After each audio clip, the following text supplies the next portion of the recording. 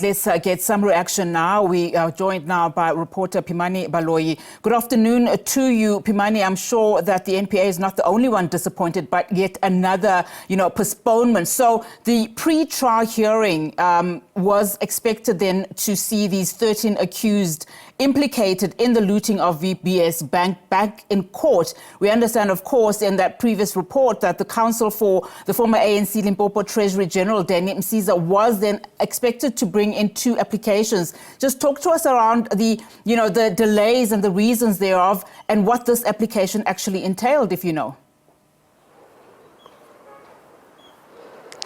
Good afternoon, Onati, and good afternoon to our viewers. Basically, what I do know is what you just stated, Onati, because actually we were not in court today. We are in the region of Vembe district here in Limpopo, where we are getting reactions to what happened in court from the people who lost out their money when that bank was intentionally collapsed, according to Mr. Matuzi, the chairperson, that it was a deliberate plot to collapse that bank. There are people who lost out on their money. And as the NPA was stating earlier, there's a lot of disappointment because people who lost out their money, we've spoken to various depositors, people who used the bank as a savings account, people who used it as a stokvel where they could be able to save very little, and over time they were able to use it as a large amount, but also people who invested their life savings. It could have been their pension or their business funds to ensure that they use it for the greater good of their families. We've also been speaking to them over the week, stating that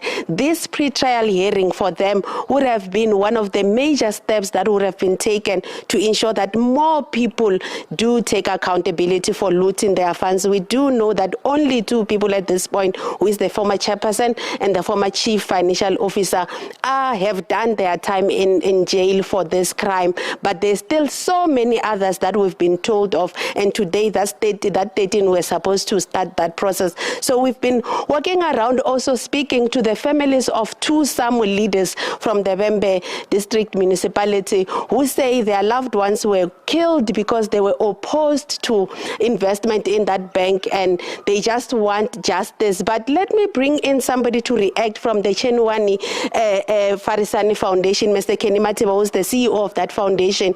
You've released a statement yesterday. Before I get your reaction to today's proceedings, just take us through. You released a statement yesterday calling for recovery of funds. What's the gist of your call?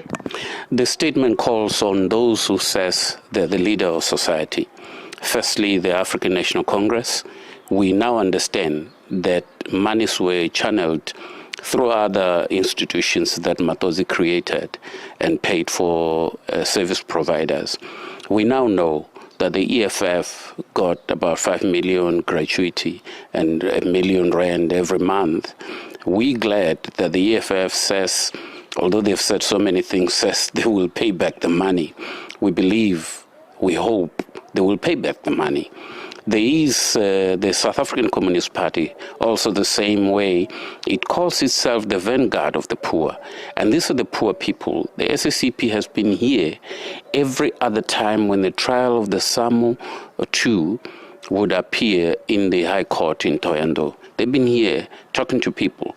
Now, if the 3 million or 2 million that has found its way into the coffers, or not directly into the coffers, but paid for services that were rendered, if it's true, the SACP should do the honorable thing, if it's the vanguard of the poor, and pay back the money.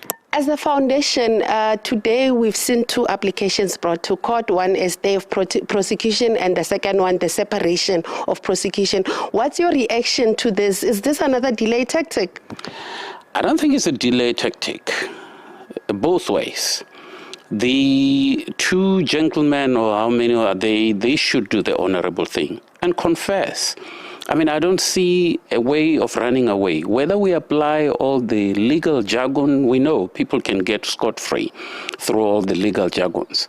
The bottom line is that monies of the poor were stolen. These poor people here who are hawkers that you have spoken to around Thohoyandou don't understand these legal jargons. They don't understand what's actually happening. They just want their monies back. Whether it's 20,000, whether it's 10,000, it should go back. And as Chinwani Farisani, we're standing with them and we want the monies to be paid back. Bobo Matiba, the founder of your foundation, was one person, Mr. Bafarisani. He worked as part of government previously, the ANC, and we've seen him in court, as he was stating, when people who allegedly were behind the killing of Mr. Mani Musecho appeared. And we know that he is somebody who fights for ordinary South Africans. What do you wish to see happening at the end of all of this? Dr. Farisani has been crying every time he appears in court. Every time he appears on television or radio, he cries tears because he can feel the pain. He's one of those who have been followed around and chased by those who we do not know whether they're part of the killings, whether they're perpetrators, who they're protecting. Because one of the major things is that we want to know who is behind these killings, who is behind this intimidation of people.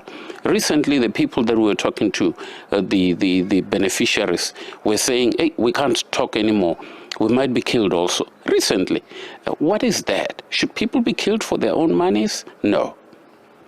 Thank you so much, Matiba. That's the CEO of the Chenwani Farisani Foundation, who is reacting to that postponement to the 14th of August, stating that all they are interested in is ensuring that the ordinary South Africans who lost their money when VBS Mutual Bank was looted do recover their life savings and are able to take care of their families.